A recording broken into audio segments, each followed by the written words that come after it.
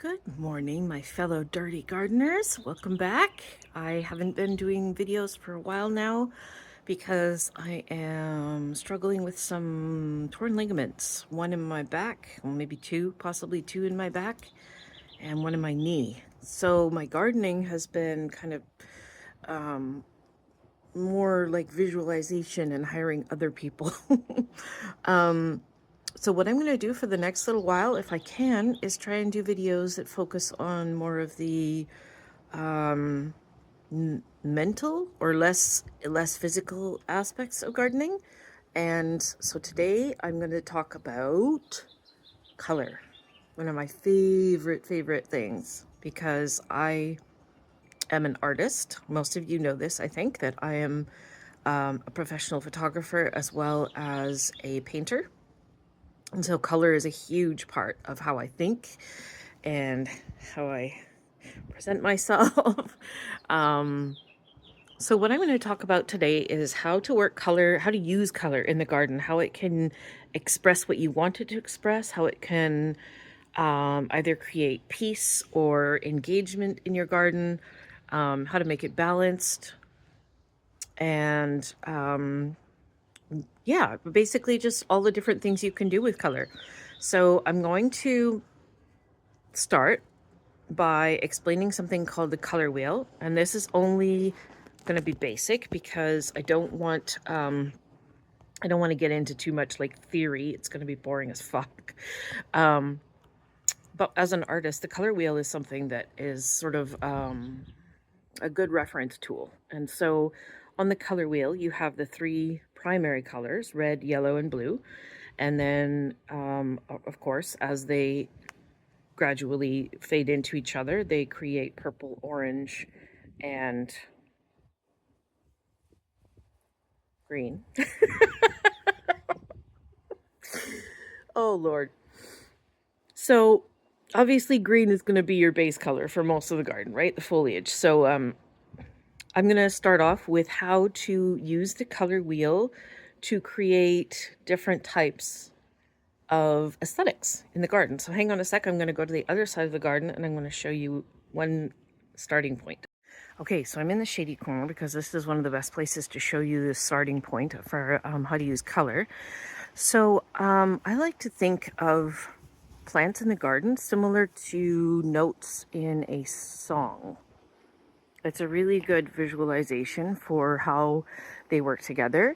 And so the first sort of way to use color that I'm going to convey is monochromatic. So mono means one and chrome is color. So essentially one colored palette. One color in the color palette. So in monochromatic and color schemes, it is very peaceful for your mind. It is restful. It doesn't pull you in. It's more like background. So I like to think of it as more like, when you're, I don't know if you're like this, but I like to use white noise when I'm sleeping, either the fan or something on my phone so that I can just have something to engage my brain in the background, but in a very chill way to help me relax. And so a monochromatic color palette in the garden is quite similar to that. It's like white noise. It's in the background. It's calming, it's soothing. It doesn't make you feel like excited and engaged. It's just somewhere to rest. So obviously green is your color palette, but what you can do is you can work on different tones of green and different, what's the other one? Oh, Lord. Hang on a sec. Okay, so the other word I was looking for was hue. So tone is like whether it's dark or light green, and hue is whether it goes more towards the blue or the yellow side. So I'm going to turn the camera around and I'm going to show you an area that's all green in my garden so you can kind of get an idea of what I'm talking about. All right, so here we have monochromatic green. which of course in the shade is very common because it's harder to work color into shade areas, although you can work in different colored foliage, of course. But there's not a heck of a lot of bright flowers for the shade. So here you get an idea of different tones and different hues. There's one that's a little bit more to the golden side. There's one with a little bit of white. There's a bluish one back there, the big hosta. And then the other part is texture, but I'm not going to go into that really. But that gives you an idea of how to use different tones and still keep it monochromatic while not being really boring. So you can work in everything from white to blue to yellowish green like chartreuse, although that lightens it up and makes it a little more lively. It's totally up to you as to whether or not that's restful for you, if that's what you're trying to accomplish. It doesn't have to be boring, is what I'm saying, I guess. It can just be, it can be calm without being boring. So different tones and different hues of green are really, really lovely. You can work in white flowers because that doesn't detract at all from the calm. And black foliage as well, like black mondo grass. Variegation also, of course, you can see back here because again it's white.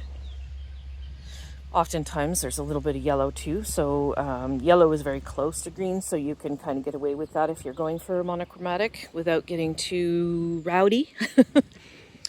Yeah, anyway, okay, so that is a monochromatic color scheme and how you can use it and why.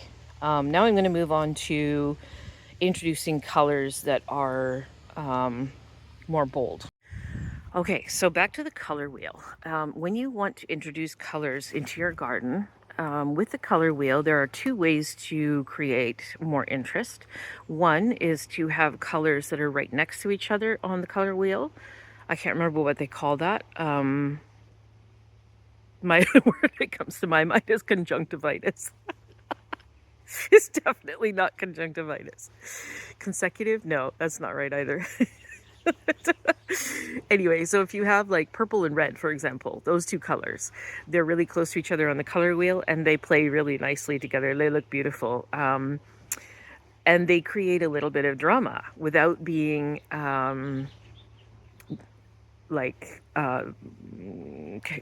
chaotic, without looking unharmonious. I'm coming up with all kinds of terms here. I don't remember what the real word is for that. But anyway, so purple and red. Let's see what else. You get yellow and orange. So colors that are right next to each other, you can introduce those together and they feel right because they're so close to each other on the color wheel. If you want to create more drama, like my garden, I like to use colors that are on the opposite side. So instead of being right next to each other, they complement each other by being contrasty. And so you have like purple and yellow, blue and orange, green and red. All of those are very dramatic and yet still harmonious. So they look amazing and they increase the engagement of the brain in the garden. They're exciting. They look fantastic and showy, and so these are the kinds of gardens where if you want to walk through and just be like, oh look at that, oh look at that, you know, instead of being like, okay, this is my relaxing space, you go through and you're like, oh, this looks so beautiful together, and oh, look at those two together, and oh wow, look at how those ones are dancing together, you know. And so it's more like listening to your favorite, you know, high energy dance music or something like that, instead of the peace of listening to white noise or something in the background. And then the other one where they're conjunctivitis, you know, next to each other on the color wheel, that is more like, you know, some driving music, something you'd listen to while you're driving that's not super engaging, but it's still very nice and enjoyable to listen to. And it's not necessarily peaceful, but it's not like getting you going and wanting to dance and stuff like that. So the conjunctivitis one is kind of in between. And then the one that is on the opposite sides of the color wheel, those ones are the ones that are like, let's go. That's a lot of my garden here. So unfortunately, I don't have a lot of examples of conjunctivitis. Oh, I'm gonna walk around and see if I can find any at all. And if I can't, I'll just insert some pictures that I have found either online or in my collection. And yeah, okay, we'll start there.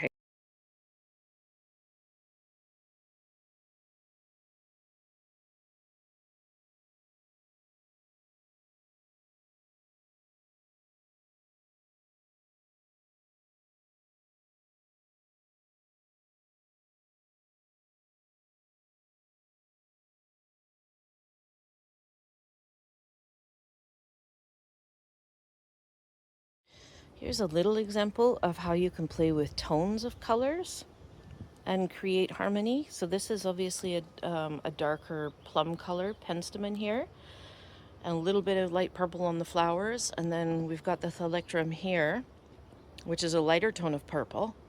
And those two colors, they're basically the same color, but different shades. So the light and the dark. And it really is quite a beautiful pairing, and it was totally unintentional, I have to say. But this thalectrum is called black stockings because the stems are quite a dark color, which pulls from that. And then the flowers on the penstemon have a little bit of the lighter purple, which pulls from that. So altogether, that creates a beautiful harmony. So that would be one combination you could use for a monochromatic. If you want to introduce purple, for example, as your primary color, you could do shades of purple that are different, yeah, light and dark, like this pairing here.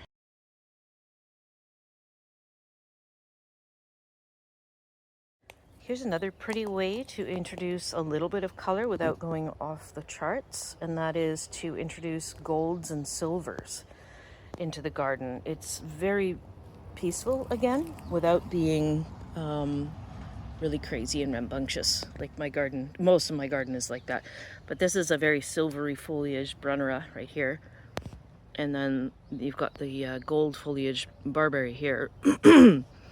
So you can work that in with all your greens and still create a little bit of a monochromatic, but with a little bit more excitement to it. Silvers, golds, blacks. There's a black mondo grass right there.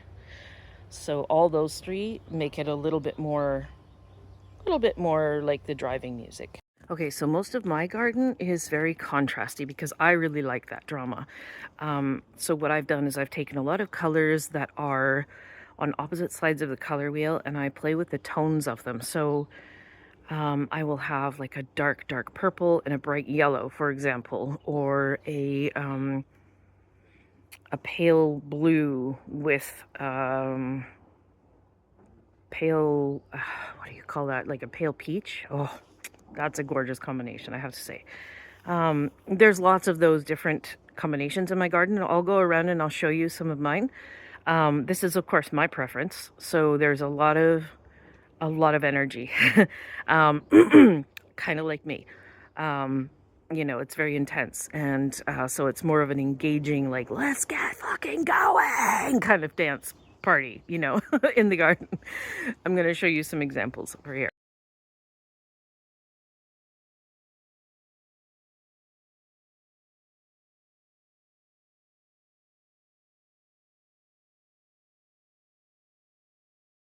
Okay, so those are some examples from my garden of different color combinations. There's a ton of them, obviously. The further away on the color wheel they are, and the more different in tone, or yeah, tone they are, the more dramatic it's going to be. So for example, I have golden oregano over there with a really, really dark sedum that's like a dark, dark, dark plum. And so those tones are also opposite, and that creates even more drama. So you can like hype it up by adding massive tone difference as well as colors that are on the opposite sides of the spectrum.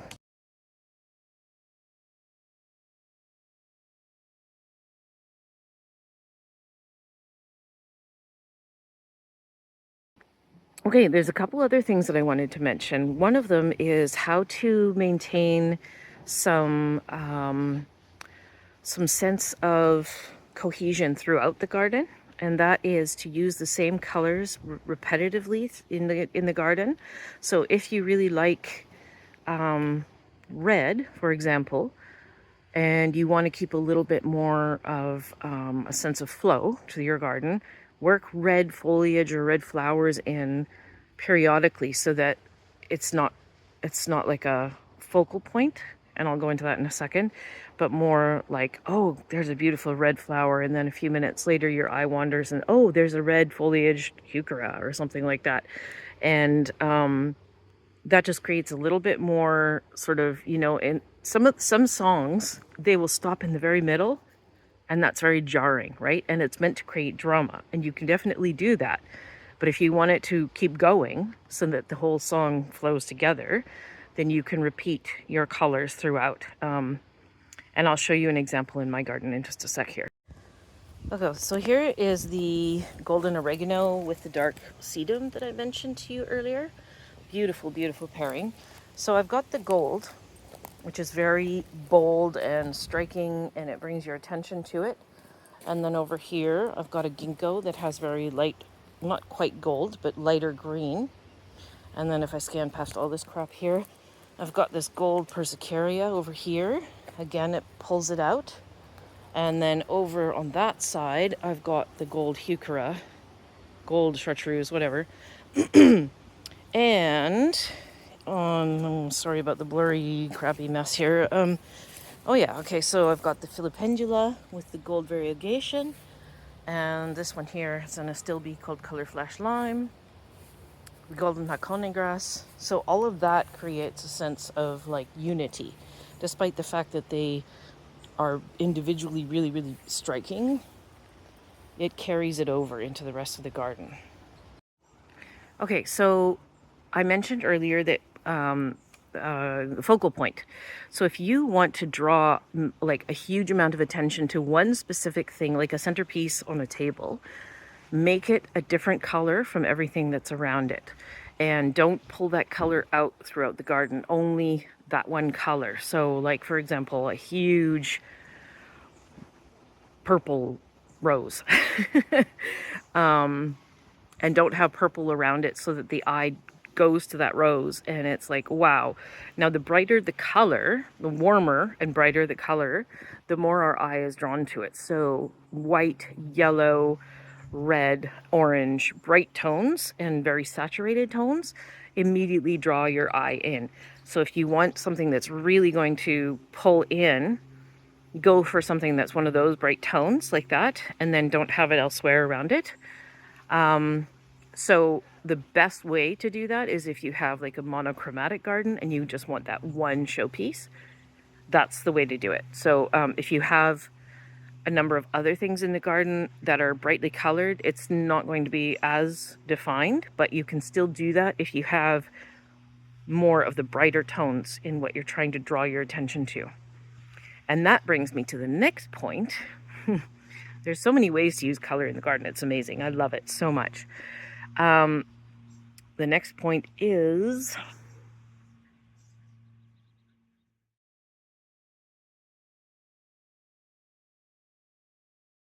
oh yes, okay. So how to use color to either ground or make your landscape more light and airy. So if you have an area that feels like it's just too up in the air, it's not grounded enough, use darker colored foliages to bring the tone down and just sort of add some weight. And this happens a lot in painting as well, and in photography. That dark foliage just adds an anchor and kind of goes, oh, so it's a place to rest in the composition of your garden. Some examples. I'll turn this around and I'll show you some examples after I figure out how to do that again. Okay, so in this bed here, it's my sambucus. This one is called Black Lace. And you can see it just kind of adds a bit of an anchoring effect to the rest of the garden here. It just pulls you in and sort of just lets you like sit there for a minute. Whereas everything else is very kind of just going along, right? Then this one here is like, oh, okay, thump, a place to rest.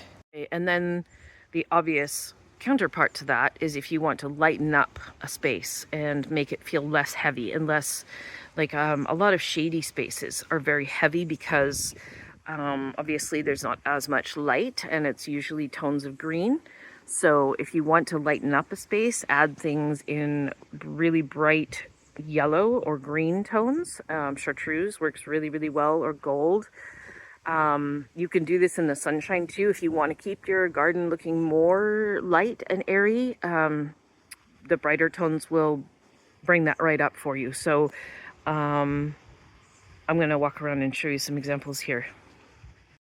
Here's a beautiful example of golden hakone grass and how it can lighten up a space. So this is actually part shade here. In the afternoon, this whole area is mostly shade, but this chartreuse grass makes it just pop. It lightens it up and brings a sense of joy, I guess, happiness. Okay, and coming back over here, this is a part shade area at this time of the day, and then it's hot sun in the afternoon for a little bit. And there's the golden, it's called golden arrow, persicaria. And then this one here as well, scrophularia variegata. Really, really beautiful, bright foliage. So both of these really lighten up this corner, which would otherwise be quite dark.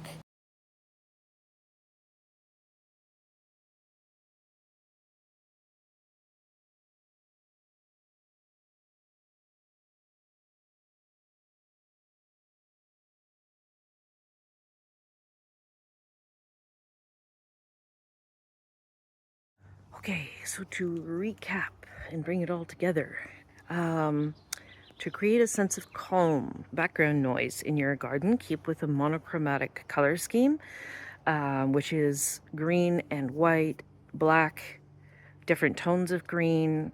You could introduce one color if you want to bring it up a notch, but keep it consistent throughout. And that will be like a calm place for you to rest and not have any kind of engagement. It's just back in the background. That is how to do that. If you want to bring it up further to make it engaging but still very harmonious, you can work in color by using colors that are next to each other on the color wheel. So red and orange, orange and yellow, purple and red, and keep that throughout the garden without it being like rambunctious and wild and, you know, engaging. It's still interesting, very interesting, but not like party time. It's driving music. And then if you want to go up a further notch, create drama and excitement and dance party in the garden. You can use colors that are on the opposite sides of the color wheel. So purple and orange, blue and yellow, red and green. And then you can play even more with tones so that you have dark tone with light tone in contrasting colors as well. So it's just really, really engaging and exciting. And it's absolutely freaking like rave, garden rave. Woo! Disco ball. Which is kind of how I like to garden. I love being engaged in the garden. All of them have wonderful attributes and they're all wonderful for different scenarios, different people, different landscapes. A lot of formal gardens will be monochromatic and use things like textures instead of color to bring more variation. But there's, yeah. So, and the far extreme, you've got the cottage garden, which is chaos. And those have charm too. And they're just basically a rambunctious child. Maybe like, like a piece of Beethoven music, you know, like chaos and like, woo! but like not a lot of cohesion, really, just kind of all different things happening and no plan. And all of them are beautiful and all of them have their place. But those are some ways that you can work color in. If you want to showcase something, make it the only one of that color, and specifically a bright color. Bright, warm tones draw the eye in. Same with white. If you have a monochromatic landscape and you want to showcase a specific flower or plant, the lighter the foliage or the lighter the flower, the more it'll bring it in. So white will draw the eye in without ruining or like disrupting your monochromatic landscape. So, I think I've said all I'm going to say. I'll add some pictures in here and there. Ooh! A little sparrow just buzzed me. To show the actual color wheel so you can kind of get an idea of what I mean. And maybe I'll put in some other colors of whole landscapes that kind of showcase what I mean so that you can get an idea of an entire landscape instead of just quick little snippets from my garden, which is not looking really that great right now. Anyway, love you all. Peace out, bitches.